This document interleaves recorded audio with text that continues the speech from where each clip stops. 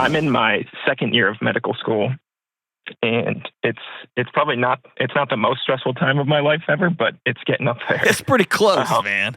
Yeah, it's really brutal. I mean, I love it, but it's just very stressful, and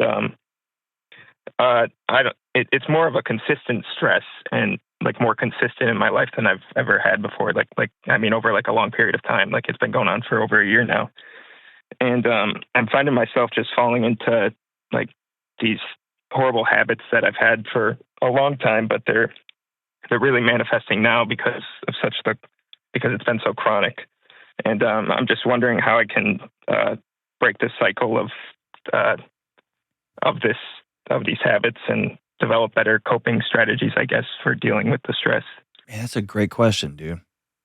Tell me about the stresses you're feeling. Where are they coming from and what are they? Well, of course, classes. I mean, you got to do hundreds of lectures for one exam, and it's just I'm worried I'm not going to get it done in time or do well or pass. Or have you ever not got it done?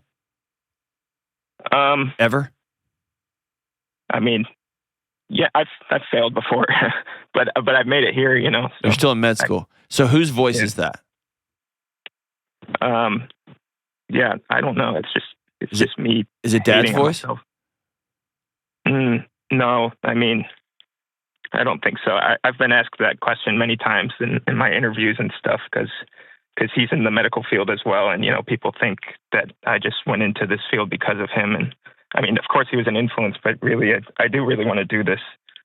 But it's, I'm not really sure who it is. I guess it's myself hating myself. Yeah. I guess because of the habits, because of what I'm doing, they're. What are these habits that are worth hating yourself over? Just hearing the term 9 to 5 can be a drag, so my friends at Cozy Earth are here to help make your 5 to 9 way more comfortable. I love Cozy Earth's pants and all-day t-shirts. They're soft, breathable, and super tough. And my wife loves their pajamas, and my whole family loves Cozy Earth sheets. They're super comfortable, and they keep us cool when it's hot outside. Try them risk-free for 100 nights. You can save 40% off your entire order at CozyEarth.com/Delony. What are these habits that are worth hating yourself over? Well, the one that bothers me the most is pornography use. Okay. It makes me feel disgusted with myself, and I just can't get over that. Another major one is I rip my hair out when I'm sometimes I don't even know that I'm doing it while I'm studying. And what's the clinical name for that? Trickle something mania, trichomania. I forget. I'm not even going to give it to you. I want you to go look it up. Yeah, I'll do my research. So you've got two coping behaviors that you don't like. Mm-hmm. One is considered some form of self-harm. Mm-hmm. The other is a fake sense of connection or a fake sense of aliveness, if you will. Mm-hmm. And so my deeper question is, why does my friend Matt, a second-year med student, why does he not like being in his own skin?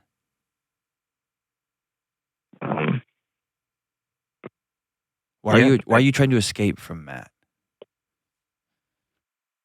I don't know. I've always been a procrastinator. I mean, I always just I just see anything that stresses me. It's not just med school. I mean, any stress. I know that's actually what I'm getting at. I know this is not medical school is the gas that's getting poured on an already existing fire. Yeah.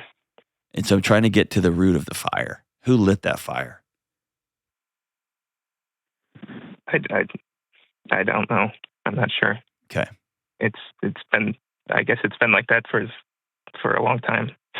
Have you sat down and talked to your dad about it?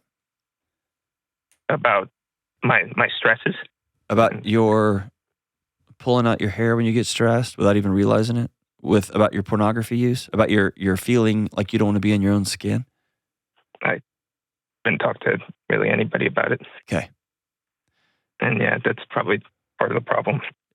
I would say that's the chief problem, because here's why. Secrets will kill you. Literally. Hmm. Yeah. Think of all of these extrinsic behaviors, these actions that you're doing. Think of those as teeny tiny release valves on a steam engine. Hmm. The pressure builds up so much. And if there's not a place for where it is regularly released, it will explode. Yeah.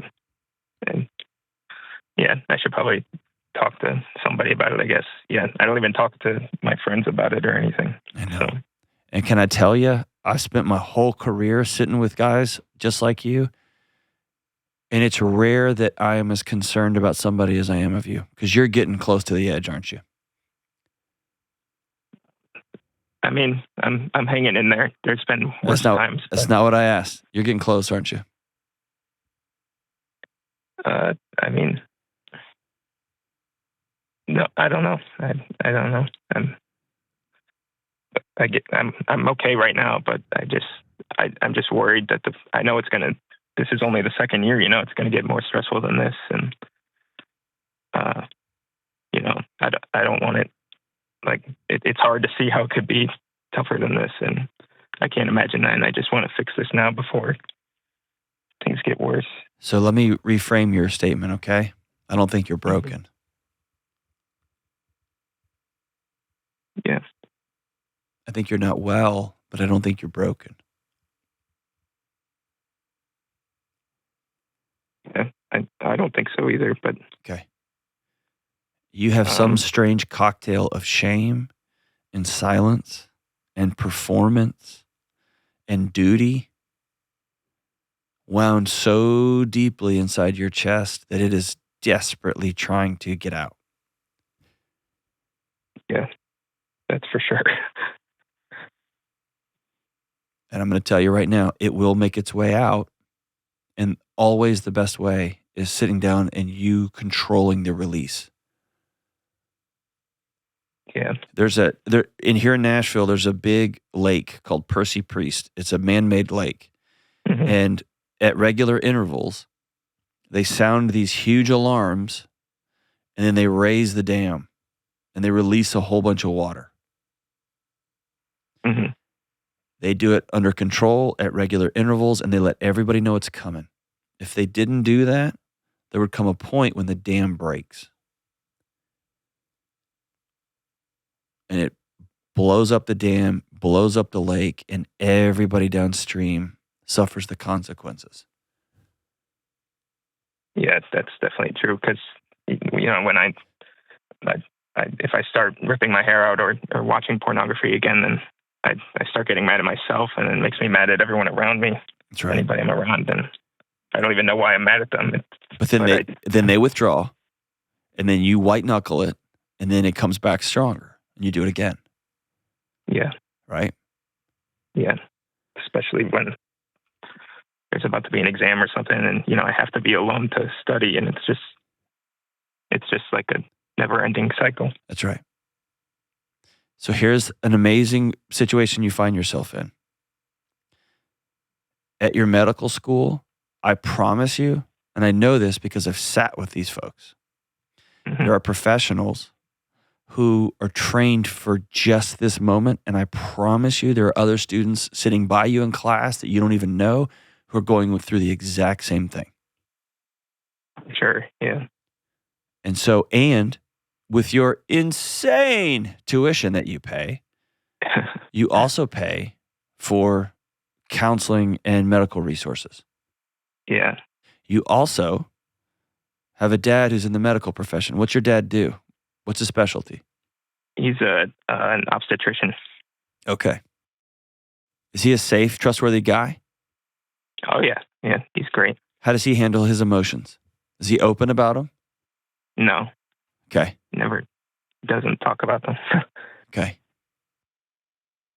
So I don't know. So you don't know. So what I want you to hear, what you just said, is you've created an image that my dad is great and that he handles all this stuff with grace and that he's just the perfect picture. But it's kind of like he's a living Instagram reel. of one of those fitness influencers that just takes their shirt off and they got all these abs and they're like, follow my 7-step plan for abs. Yeah. You actually don't know how he's doing it all. Yeah, no, I guess I really don't. And so if he's a safe person, it'd be a pretty awesome thing if you could say, Dad, I want to take you out to breakfast. I'm not doing okay. But if you lead with, I'm in my second year and it's just getting really hard, he's going to give you the same speech that all physicians give, which is, yep, that's a tough one, man. You just gotta buckle down. That's what he's gonna tell you, right? That's literally what they all say. Of course. If you say, Dad, obviously I'm struggling in second year medical school, I know. But I found that I hate myself. And I'm pulling out clumps of hair. I'm struggling with pornography. I'm not okay. And you're the safest guy I know to talk to. If you do that level of vulnerability with him, there's two things that can happen. He can have a tear come out of his eye and reach across that table and grab your hand and say, brother, I've been there. Or he can say, well, you're going to have to suck it up. And if he does that, that means he's not ready, not you. Yeah, I don't think he would do that. He would do the first one. So give him the chance. Okay. I've got a whole bunch of graduate school and tons of experience. Man, if for nothing else, I can help my wife and my kids and my close friends and family have a little bit better lives. It's way more important to me than strangers. Okay? Yeah. Yeah. Do I have your promise you'll do that before this week is over? Yeah. Talk to him. Yep. Are y'all in the same community? I can. I was gonna see him this weekend, so yeah. Okay. Give him a heads up and say, Dad, I need to talk to you privately for a couple of hours this weekend. Can I take you to coffee or to breakfast? Mm-hmm. Okay. Yeah. Okay. Yeah. And here's the second thing. Before today is over, I want you to have made an appointment with your counseling center at your university, okay? Mm-hmm. Make me 2 promises. Will you make me 2 promises? I can do that. I'll tell the entire truth. Yeah. Well, always. To a therapist. And number 2, I will continue to understand I'm not broken. There's not something wrong with me. I'm just struggling right now. Yeah. Okay? I can do that. I feel like you're going back to solve it, Matt, on me. Say that again? I feel like you're going back to, all right, I'm just going to solve it. I'm going to put it in my list, and I'm going to put it in my day planner, and I'm just going to crush it and drag it and go. I don't want you to do that one. I want you to actually feel this one. No, I definitely feel it. I just...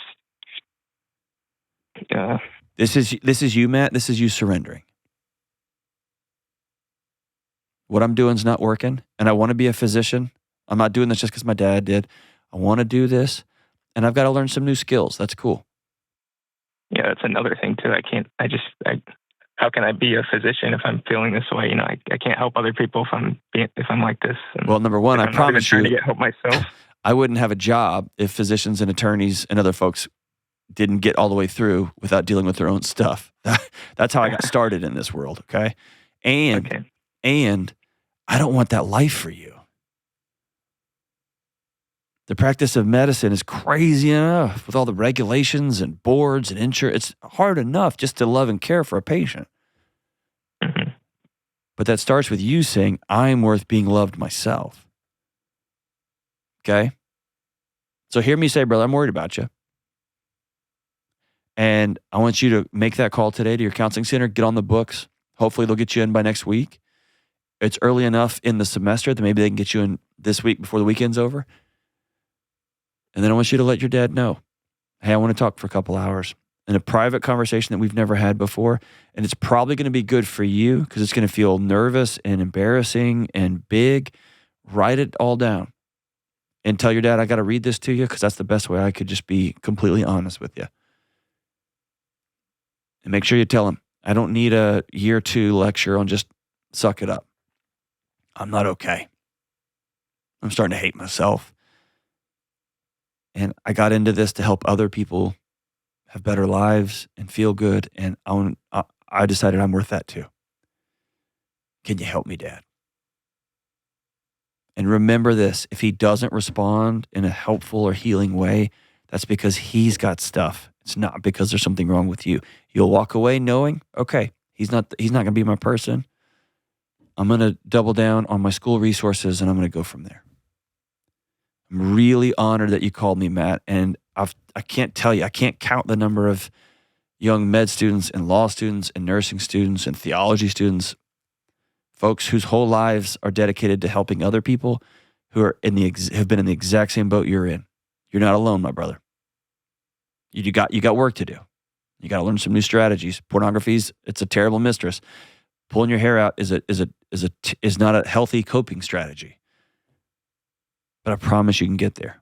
It's going to take some work, but you can get there. In a couple years, I want you to send me your graduation announcement because I think you're going to do a great, great job. Few physicians will be as compassionate as you are when somebody who's hurting walks in their front door.